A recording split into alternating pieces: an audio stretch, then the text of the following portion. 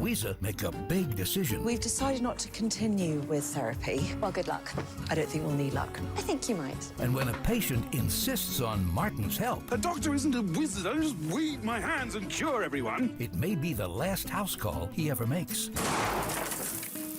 Doc Martin. Thursday at 8 on WTTW.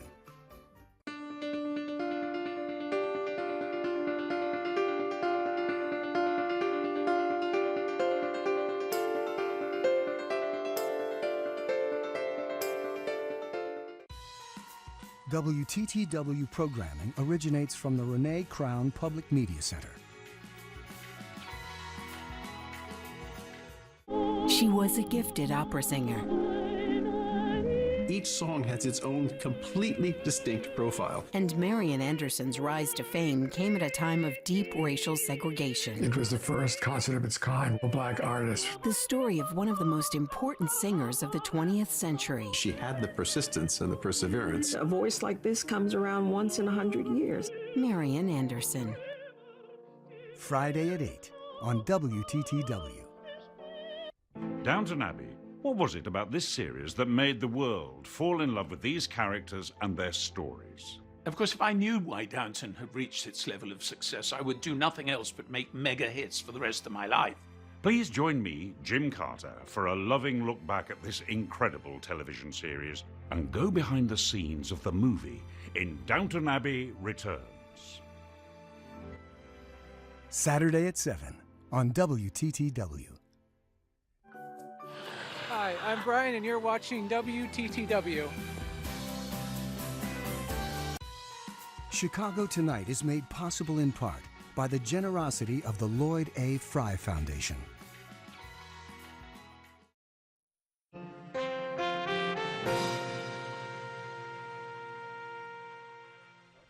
Good evening and welcome to Chicago Tonight. I'm Paris Schutz. And I'm Brandis Friedman. On the show tonight, what we need is progress, not parliamentary tactics.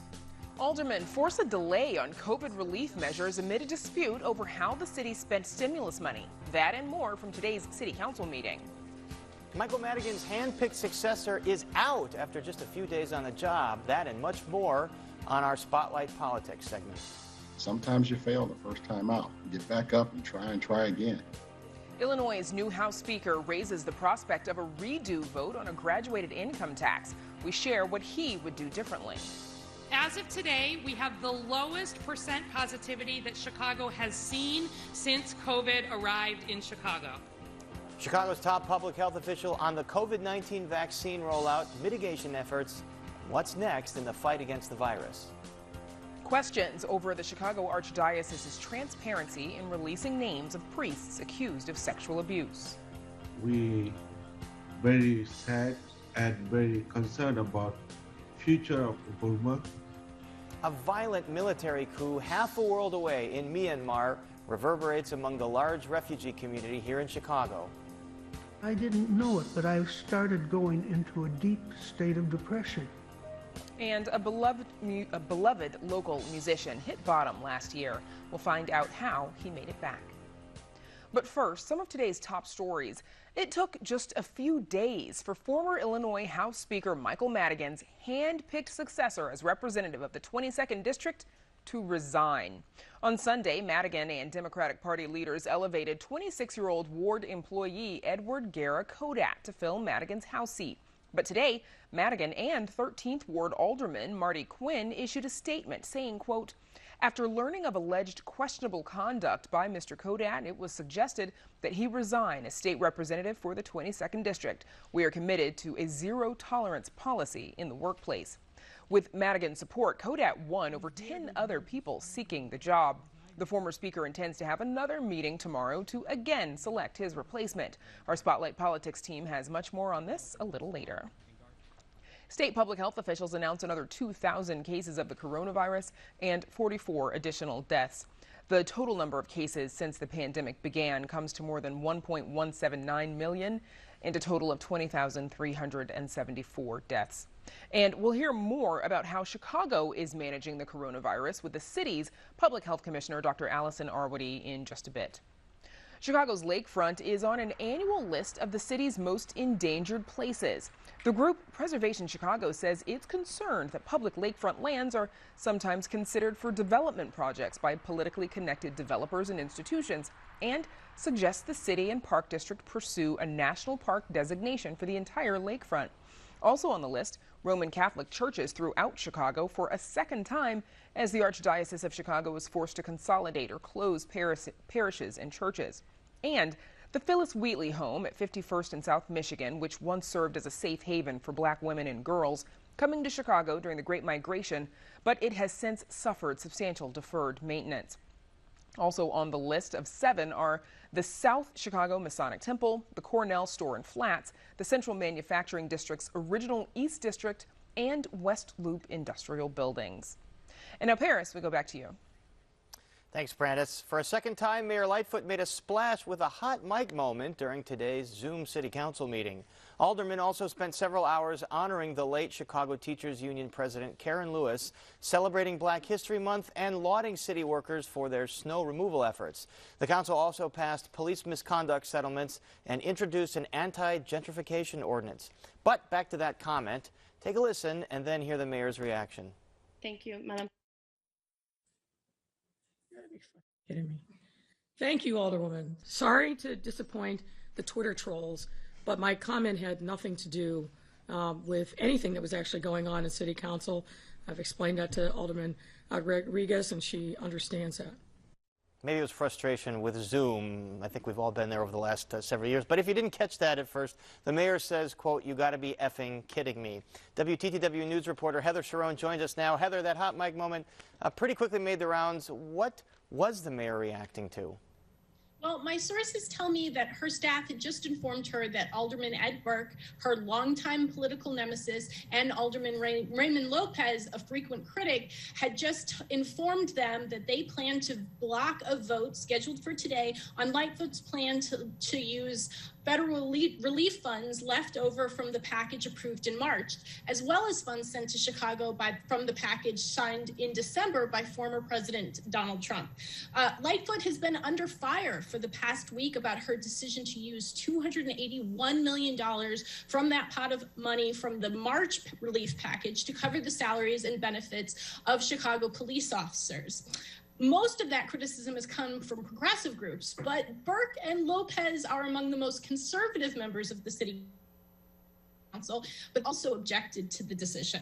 And to that effect, Heather, we'll run a clip here of what Ed Burke had to say. Burke, who is normally as pro-police as it comes in city council, was objecting to all that money spent on police. Here's that, and then the mayor's response today. These numbers that you're testifying to today would make most observers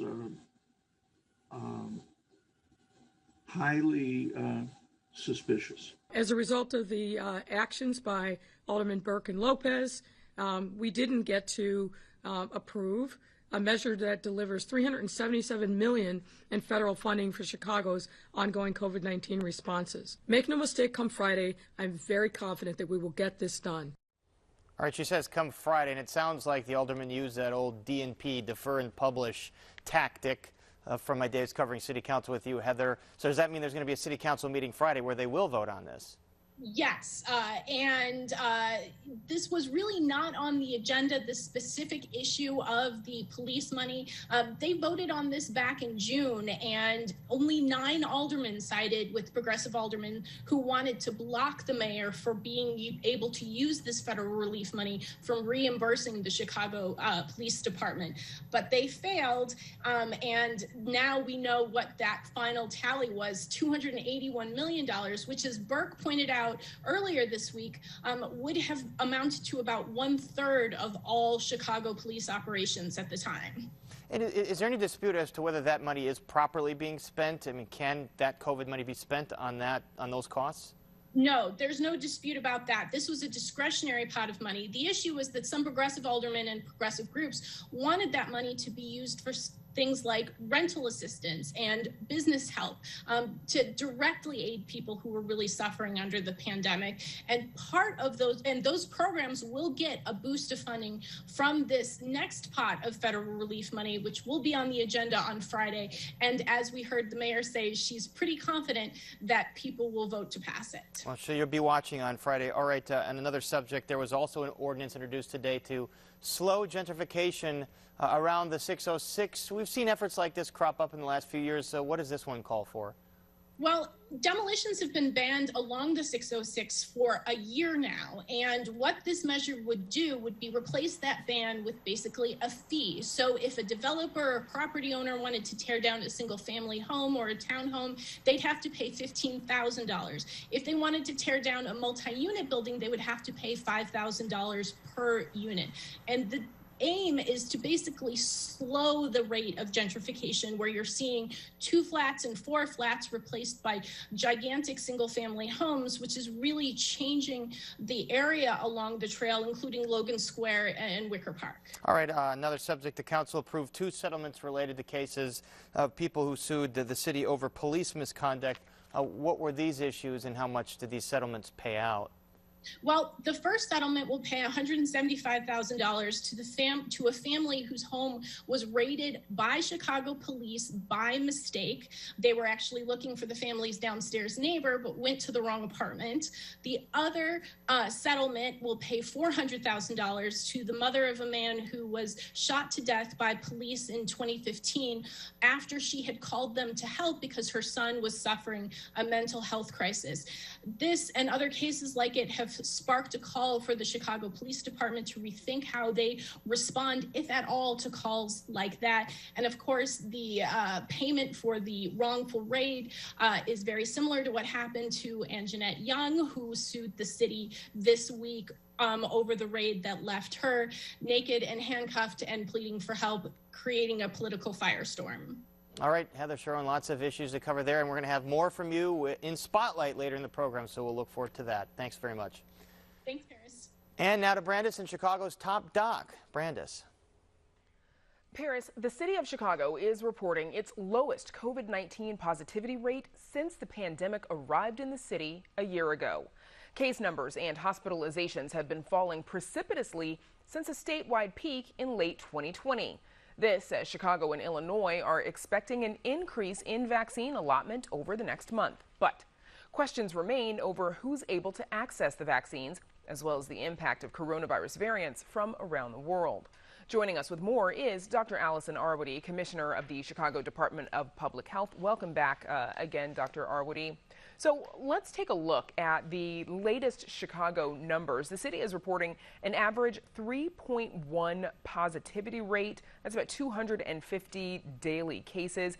Some might take this positive trend to mean that we are nearing the end of this pandemic. What do you say to that, Dr. Arwady?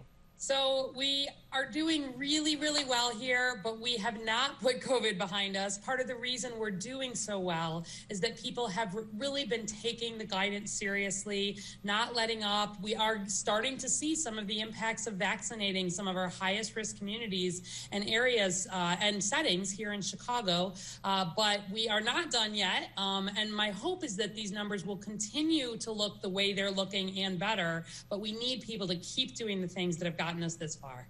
Now, the FDA today released an analysis finding Johnson & Johnson's vaccine safe and effective, with final determination possibly coming later this week. Here's Mayor Lori Lightfoot speaking about that. Obviously, as I've been saying since December, we need more vaccine. This is a different kind of vaccine. It's a single dose, not multiple dose. We have to better understand its effectiveness with respect to the variants. Dr. Arwady, when might Chicago start receiving the Johnson & Johnson vaccine doses? Yeah, so obviously we have to wait for that final approval from the FDA, and the CDC also has to weigh in with its guidance about where it should be provided. But we're feeling hopeful we may see it here in Chicago as soon as next week. So the city has seen some improvement in the number of vaccines being given to Black and Latino communities. Although white Chicagoans are still outpacing those communities in getting the vaccine, when do you expect that those numbers will more or less even out a bit?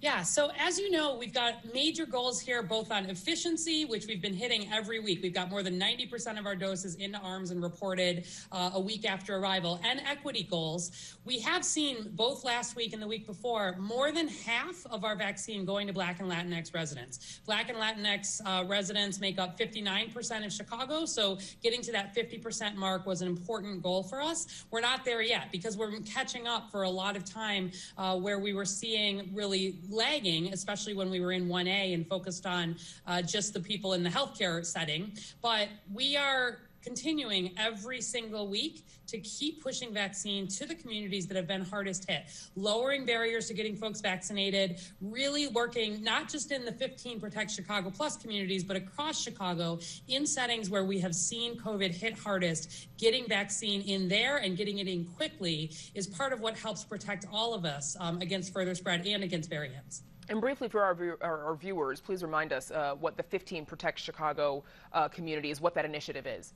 Sure. So we looked at what has really put communities at risk for COVID. We looked to see where in Chicago have we seen high COVID case rates, high death rates, high hospitalization rates. But we also looked at things like where do we have a lot of crowded housing? Where do we have a lot of the frontline essential workers? Where do we have a lot of people with chronic underlying conditions who are over 65? Pulled all of this together, really did a ranking of our 77 community areas, and then have been working in the 15 highest risk communities to direct additional vaccine, make sure that we have some availability only for people who live in those neighborhoods, and then have been really working with trusted partners in those communities to work to get vaccination rates up, trying to get those communities up to the same level of where we're seeing the city average. So that's our Protect Chicago Plus initiative. It's just one of the things that we're doing. But again, in the same way that we are pushing vaccine into settings like homeless shelters and into settings like long-term care facilities, some of these communities week after week have been driving a lot of our outbreak here. Getting those folks vaccinated in turn helps protect all of Chicago. Now, the guidelines still ask people who've received their vaccine to continue wearing masks and to continue with social distancing, even if they've been fully vaccinated. Is there a concern that some people might not bother to get the vaccine if it means we can't change our behaviors like masking and going places and just not having to distance? Yeah, so we will be able to start relaxing some of those recommendations when our numbers are a little bit lower, right? We're still at a point, we're at a moderate risk level related to our number of COVID cases. We're seeing improvement every day, but I don't want people to get the sense that we're done with COVID here. And it's a fantastic vaccine. Both of the vaccines that are already available, what we're seeing on J&J look amazing in terms of safety, in terms of efficacy and protectiveness, and they've been performing really well in the real world. But still, even a 95% protective vaccine, there's a 1 in 20 chance that if someone is exposed to COVID, they still would have the possibility to become sick. And so while we are still in our early stages of the vaccination campaign, still having a relatively, we're not done with COVID here. We do need people to keep doing those things that matter. But folks who have been vaccinated, I've now been fully vaccinated. I was able to see my mom with a lot less concern than I did previously. I still wasn't hugging her personally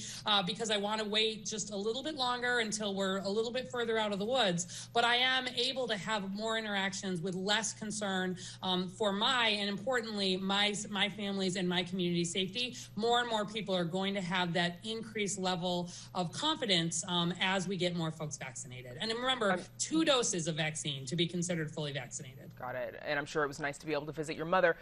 Chicago has reported several cases of the UK coronavirus variant. How much of a threat does that pose to the progress that the city has already made? Yeah, so certainly these variants are a concern. Don't get me wrong. They are one of the biggest question marks as we look ahead, not so much over these next couple of months, but where we're looking 6 months, 9 months out. That B117, the UK variant, it's definitely here. If people are doing the right things, though, masking and social distancing and doing all this, they continue to be protected broadly against transmission from this. And with our numbers going the way they are, the vaccines that are available here are protective against that variant. My bigger concern long term is while we get Chicago and the U.S. very heavily vaccinated, if we don't also work to make sure that other parts of the world are able to access vaccine, that South African variant, for example, gives me a little more worry where we're not seeing the vaccines be quite as protective, although they still are, at least the ones we have here. That's where we've got to make sure that this becomes, not just a matter of equity here in Chicago, but we think about this as the worldwide outbreak that it is. A lot of work to do, as it has been this entire pandemic. Dr. Arwady, thank you again for joining us. Thank you. Illinois voters in November rejected a constitutional amendment that would have allowed the state to overhaul how it taxes income. Now, one of Springfield's top leaders is suggesting another swing at the effort. Amanda Vinicky joins us now with more. Amanda.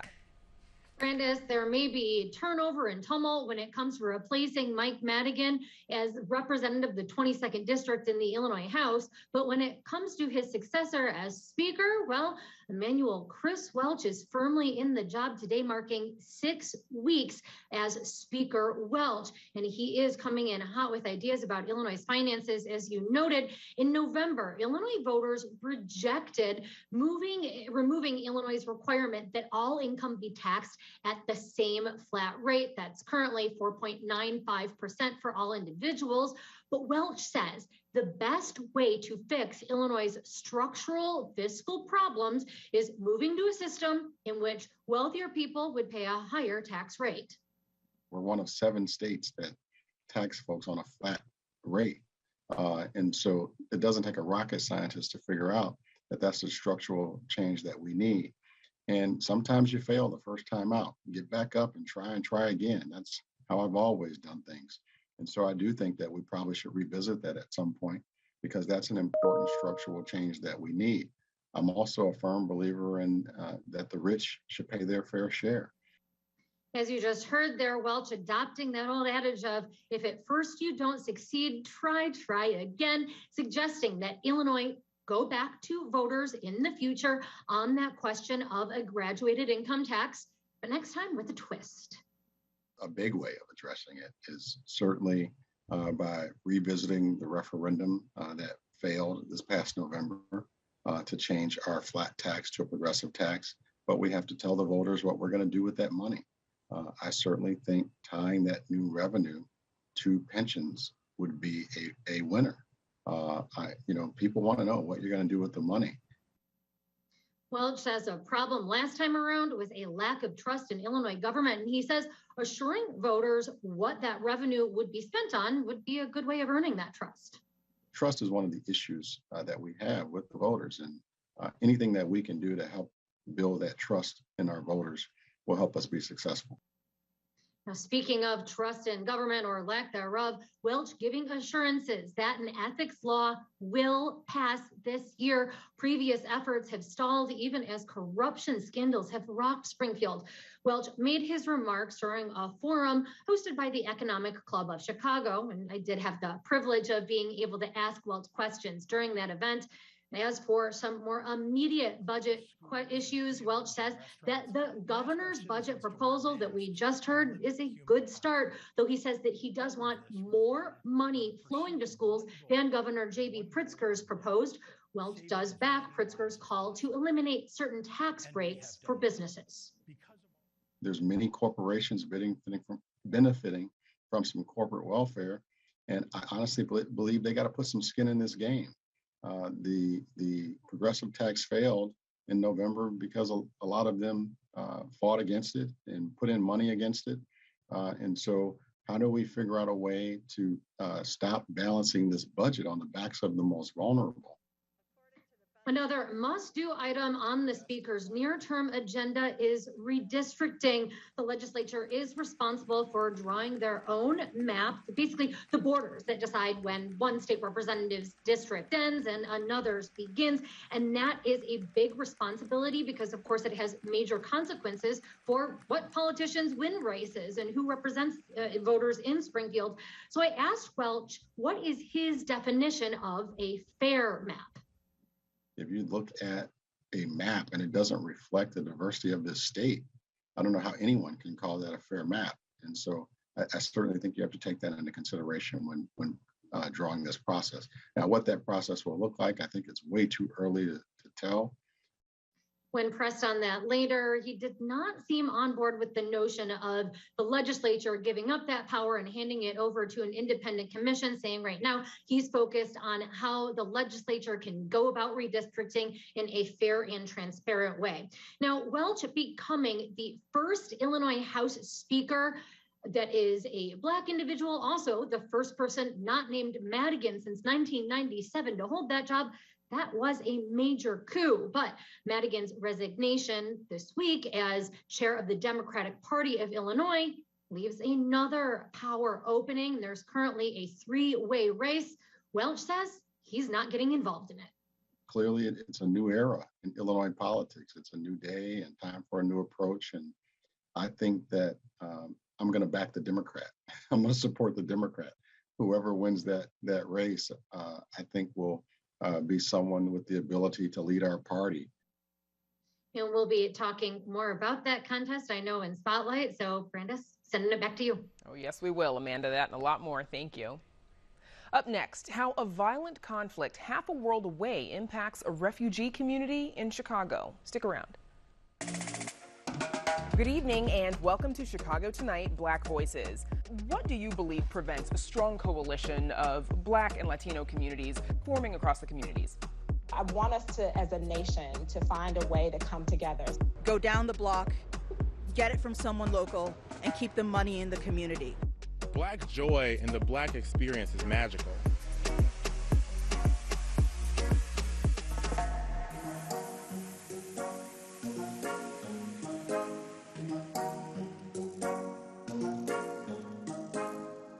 A violent conflict more than half a globe away is reverberating right here in Chicago. On February 1st, the democratically elected leader of the Southeast Asian country of Myanmar, formerly known as Burma, was sacked in a military overthrow of government.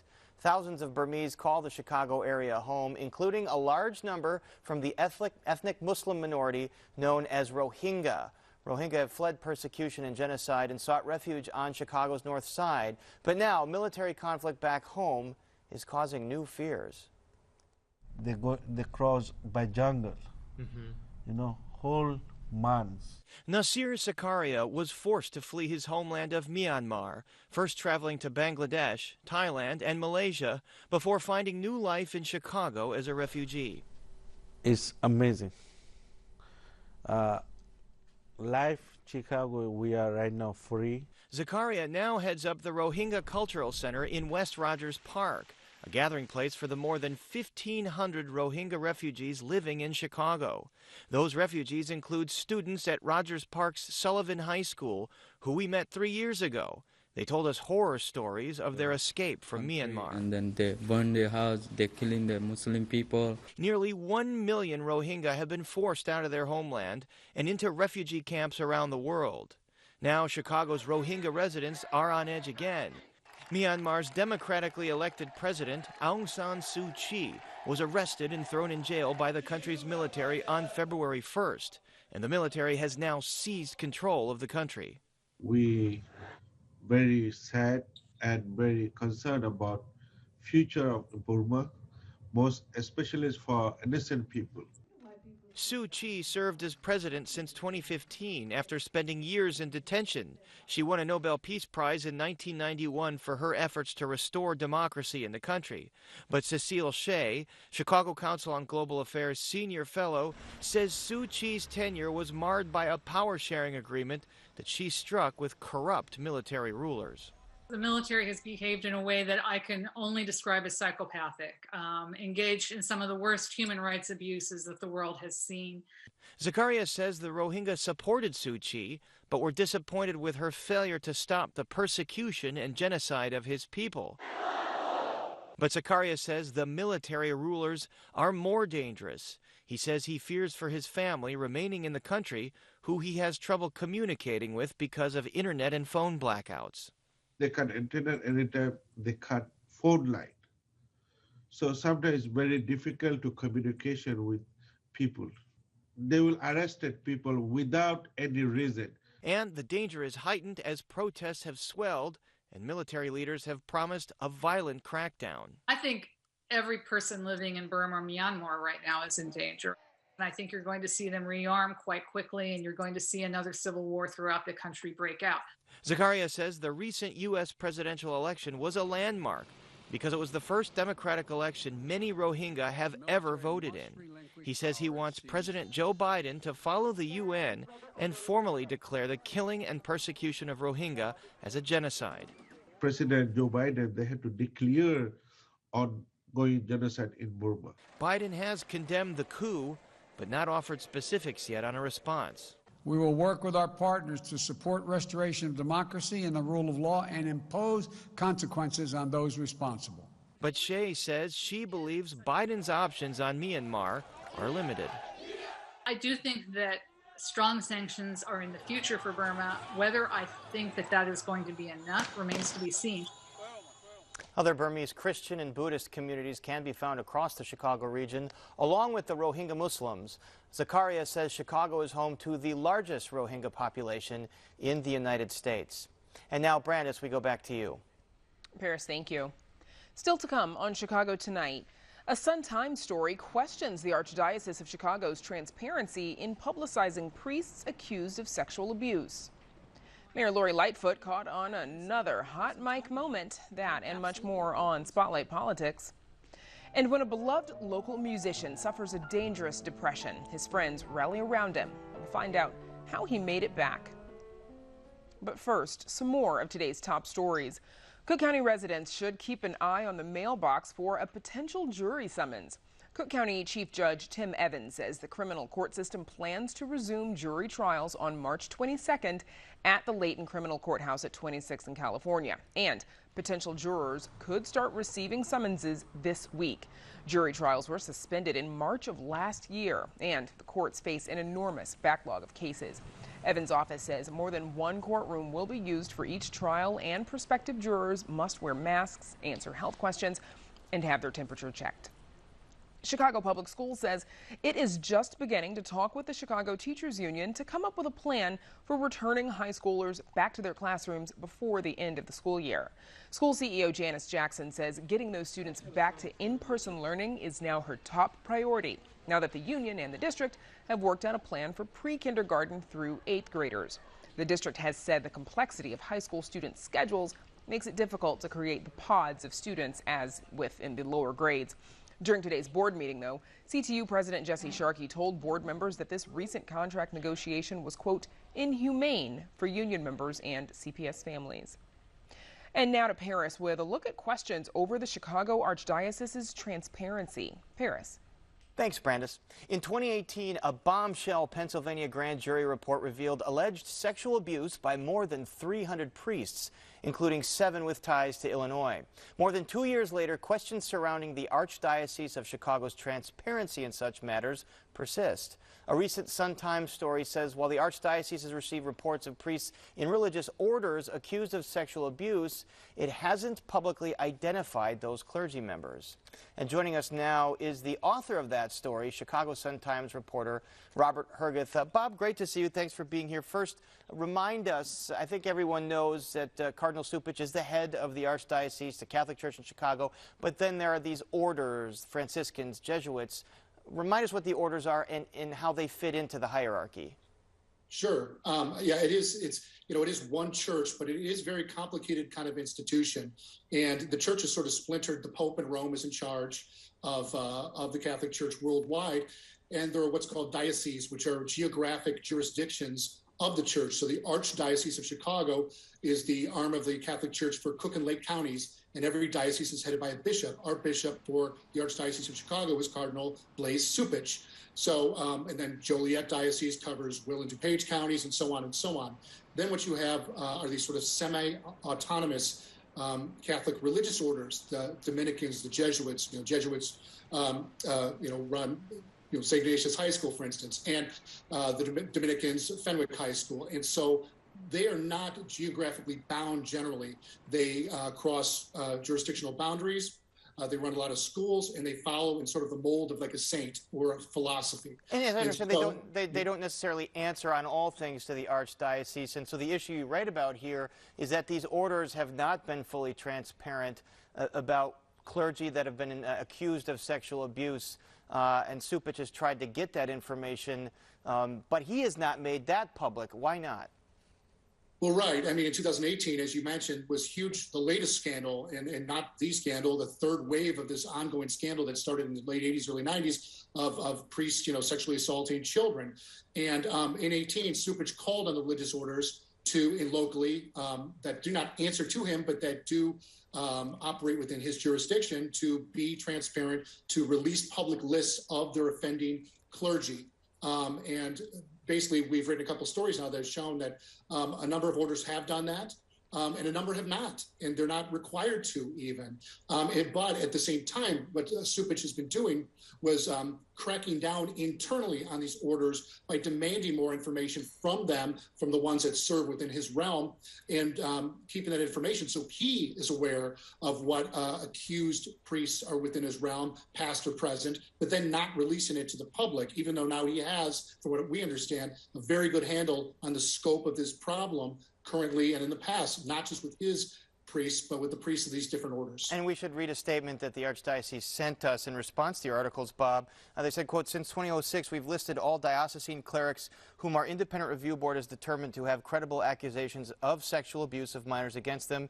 As we encourage such public listing, we have been in discussions with religious orders about how their members under their jurisdiction and control who are credibly accused are to be publicly listed. We anticipate these matters will be resolved soon." So what is your understanding as to why this isn't public, and the names of the priests, where they were accused, what parishes they were a part of?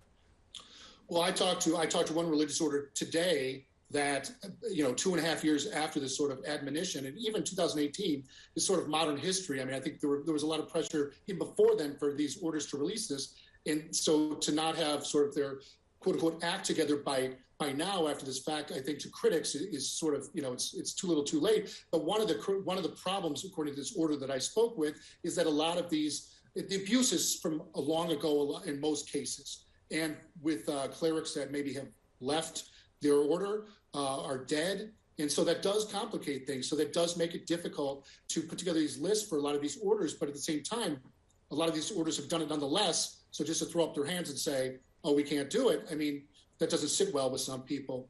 And also, I might add that, the Archdiocese, the church is one institution, but throughout this whole sex abuse crisis, they've tried to sort of distance themselves from each other, like, well, that's an Augustinian problem, not an Archdiocesan problem. It's like, but what I found in my investigation is that there is intense coordination between them, so that argument really does not wash in many ways. Bob, we only have a little bit of time left, but we should mention the investigation from the Archdiocese of the Lightning Rod, St. Sabina, Pastor Father Michael Flager. There was a rally of supporters saying to wrap that investigation up. He says he's innocent. Tell us what you know about where this investigation is. Yeah, I mean, this is obviously, a high-profile case. Father Flager is beloved in his parish, widely known throughout Chicago, and there are, by my understanding, several investigations have been going, or at least have been reported to different agencies, Child Welfare Services, DCFS, the church itself, and the police department.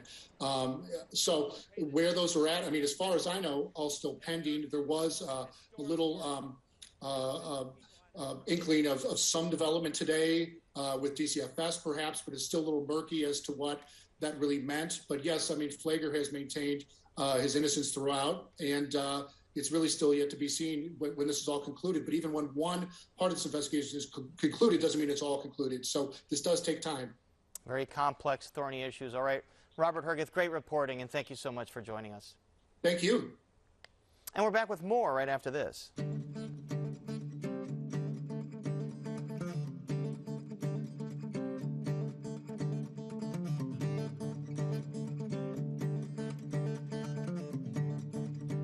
Former State Representative Michael Madigan forces his replacement that he handpicked to resign a few days later. And a hot mic lands the mayor in some hot water. All this and more with our Spotlight Politics team. Welcome back to Amanda Vinicky, Heather Sharon, and Paris Schutz. A lot to get to tonight, guys. So Amanda, let's start with the spotlight on Mike Madigan and his replacement, as we just mentioned. The 26-year-old Edward Guerra Kodat was handpicked by Madigan. What happened? What did happen? That is a big question, because Madigan is known for his vaunted political operations, and what comes along with that is vetting of candidates before you put them out there, before you tie your name to them. And as you noted, it was with Madigan's support that Kodat was elevated to fill that 22nd district seat. What happened was, after Sunday's selection and swearing in, he was joined actually just yesterday with the House Democratic Caucus, introduced himself as part of their Zoom meeting internally, and then something came out, some sort of questionable conduct in his past, evidently to the point that it led him to submit his letter of resignation this morning, after both Madigan and 13th Ward Alderman Marty Quinn called for him to do so. We haven't gotten any additional statement information about what beyond that transpired. Well, and Heather, is there any word on the quote questionable conduct that that Madigan and Marty Quinn were referring to in that statement they issued?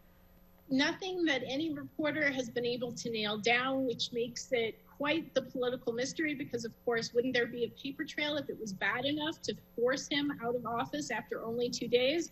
But there's just a lot of rampant speculation, but nothing that we can report. And Amanda's right, it's a black eye for that vaunted Madigan operation, which has been, known for decades really as never sort of letting them see you sweat. There's sweat all over the place on this.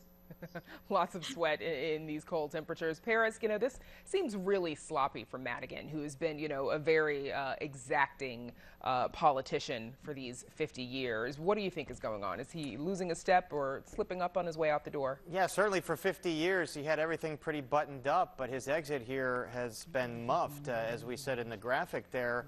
And they have zero tolerance now in the 13th Ward, which is where Mr. Kodat came out of, for any kind of sexual harassment or things along that nature. And that, of course, has not been the case in the 13th Ward in Madigan's organization, because as we know, there were Me Too issues that cropped up about 3 years ago that were really the first cracks in the hull here that brought the Madigan ship down. So finally, there are 3 women vying for Mike Madigan's role as chair of the state's Democratic Party, because obviously that was the other bombshell that we learned about this week, that he'd be stepping down from the party. Paris, first tell us, do we know why he's stepping down from the chairmanship?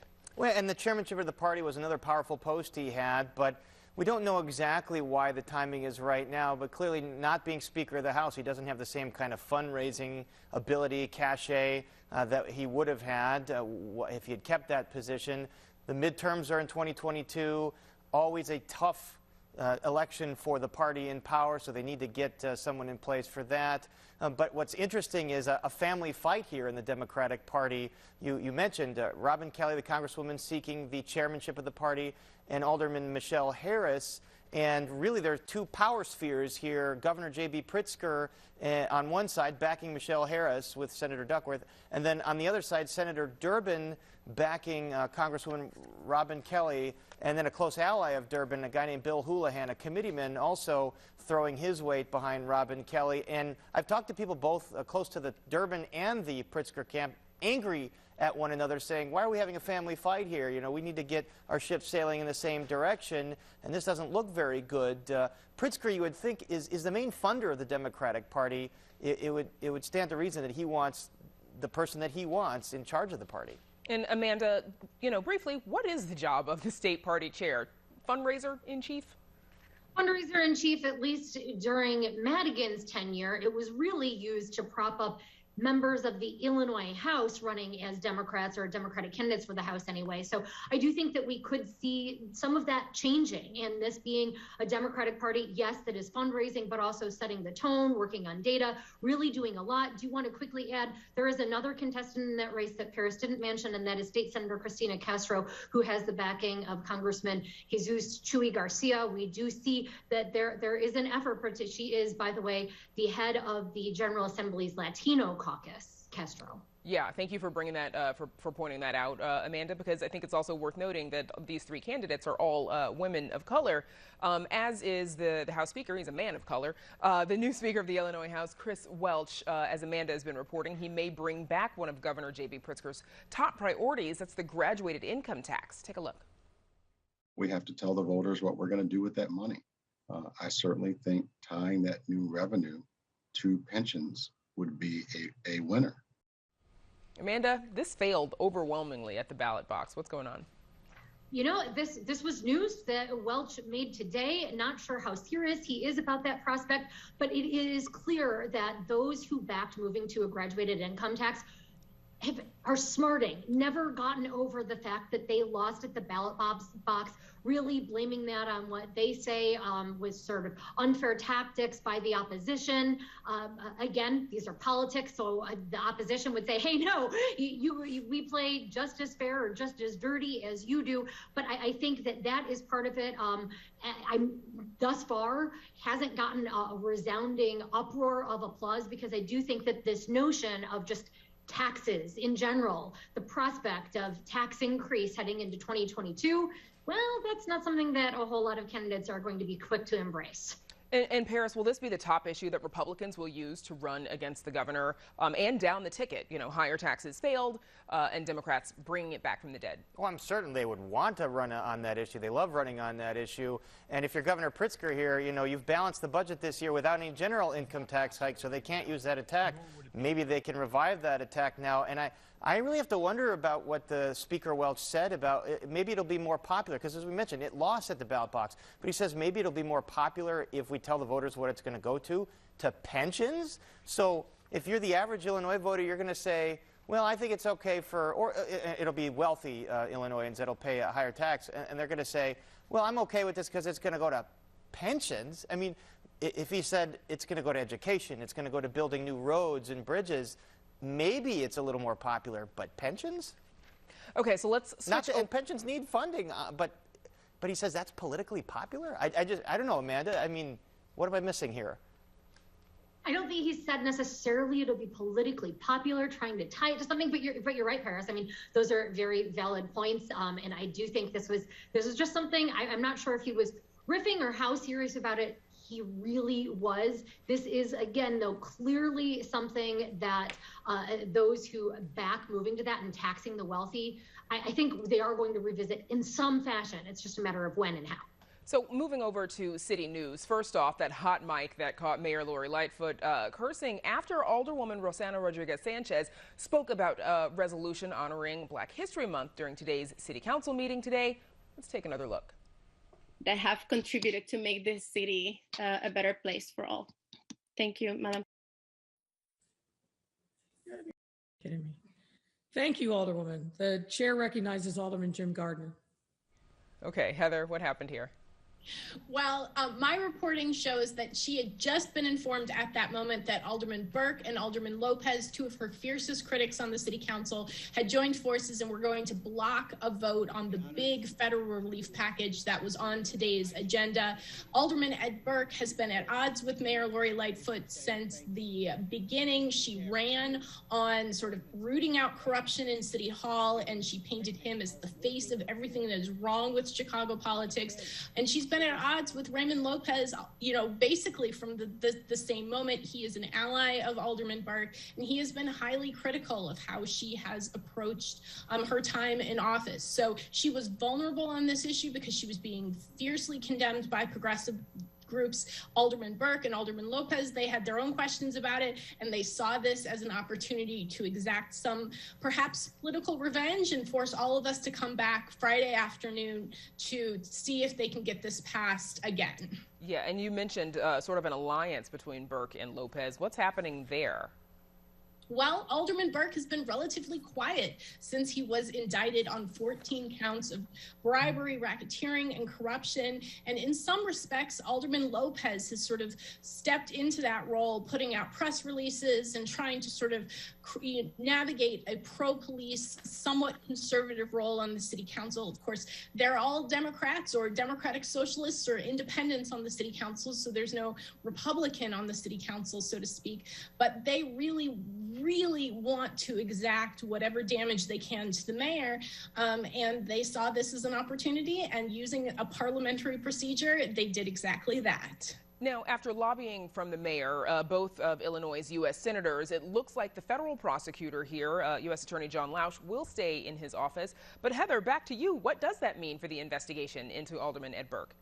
Well, it's status quo. Now, we are approaching in May the second anniversary of Ed Burke's indictment on the 14 counts of corruption that I just mentioned. His case, his trial has been delayed. I should say he's pled not guilty, has been delayed by two things. One, of course, the pandemic, which ended jury trials and still has ended jury trials, but also the voluminous amount of evidence in his case. There are hours and hours and hours of wiretaps that the federal government recorded. And before Ed Burke faces a jury, he's going to ask a judge to toss out a whole bunch of that evidence in an attempt to sort of undercut the federal government's case.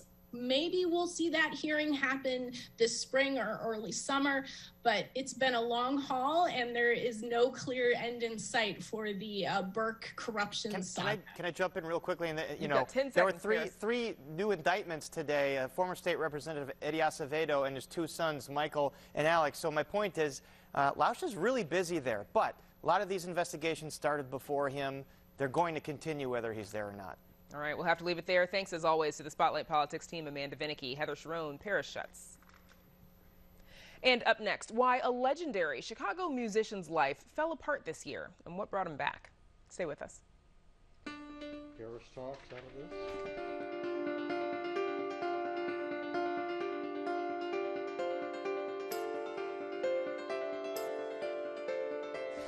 There are many ways the COVID-19 pandemic has turned our lives upside down. This next story is about the emotional devastation and then the recovery experienced by one beloved local musician. Here's Jay Shefsky. Back in early March 2020, just before COVID shut the world down, a group of musicians recorded the 16th CD of a legendary Chicago pianist. But they had no idea the 84-year-old musician's life was about to fall apart. Okay. And that within 2 months, he would be in a hospital psych unit.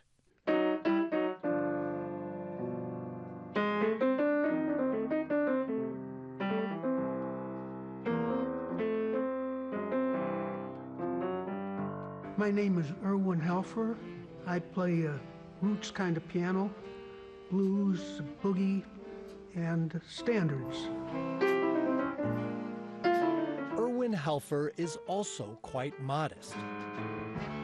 He's got a Lifetime Achievement Award from the Chicago Jazz Institute, a Chicago street named in his honor. And he was among the first to bring blues musicians from the South Side to North Side clubs and white audiences. You want to sit on this note? Da-dee-da. He fell in love with the music when he was just 16. Da-dee-da. I was a teenager and I could drive, so I'd drive down to the South Side. And my dad would take me to hear Little Brother Montgomery, or I'd go hear Blind John Davis on West Madison Street. Over the years, he became a trusted friend and fellow player to many blues musicians who came before him. Like Mama Yancey, the widow of pioneering boogie-woogie pianist Jimmy Yancey and a noted blues singer in her own right. America owes a great deal to these people. Nearly a year after that pre-COVID recording session, Erwin Helfer wants to talk about his trip to hell and how he got back. When the shutdown began, how were things for you then? They were all right for a while. But later on, it was not getting all right because I couldn't teach, which is what I love doing the most. I couldn't play, which I love doing. And I couldn't even walk into the bank. And I didn't know it, but I started going into a deep state of depression. Erwin says he became consumed by fear and delusions, like obsessively worrying that his house would burn down. What I was doing was accepting unreality for reality. Some people close to him were getting worried. One was the owner of Erwin's record label and a longtime friend. I was calling him every day, and just week after week, things seemed to be going in a bad direction. People were worried about him harming himself and not being able to take care of himself. So in early May, his friends intervened. They drove me to Rush Hospital, where I stayed for 6 weeks. Drug therapy, he says, didn't work. Group therapy was okay, but didn't bring back his will to live. Erwin and his friends credit his recovery to a treatment with a bad reputation: electroconvulsive therapy. ECT, or shock therapy as many call it, conjures terrible images. But doctors they trusted recommended it, and after 9 treatments, Erwin and his friends could tell he was back. I knew I was getting much better when the nurse came up to me and she said, "When was your last bowel movement?" And I said, "We just met, aren't you being personal?" and that's when I knew. And when Erwin came home, he found that his friends had thoroughly cleaned his house, and his good friend, blues singer Catherine Davis, had moved in to help. And now, about 8 months later, he says the deep despair has not returned, and what he feels most is gratitude. The friends I have, what they've done for me, being able to get up in the morning and face a new day. The big difference in his life now, he's not playing music. No gigs, of course, but he doesn't even play at home. He says he's okay with that. Some speculate it could be a side effect of the ECT. Erwin doesn't think so. We interviewed Erwin in a room with a piano just in case, and he decided to give it a try. Some people have told me I was very brave for telling this story, and I don't think I was brave at all. I think I owed it to people. There are probably a lot of single, older, depressed people who are living by themselves. And I just wanted to say, it's possible to do something about it. For Chicago Tonight, this is Jay Shefsky.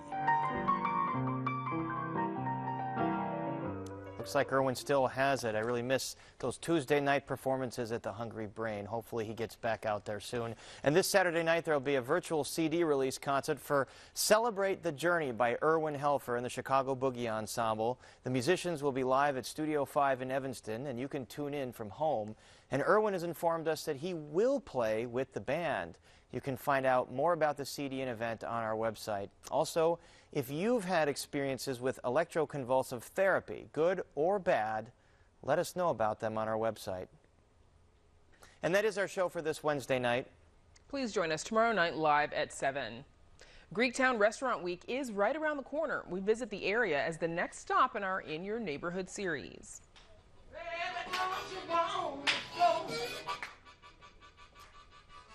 And a local organization working to make sure no musician is left behind. And we leave you tonight with more from Erwin Helfer and the Chicago Boogie Ensemble. And now for all of us here at Chicago Tonight, I'm Paris Schutz. And I'm Brandis Friedman. Thank you for watching. Stay healthy and safe, and have a good night.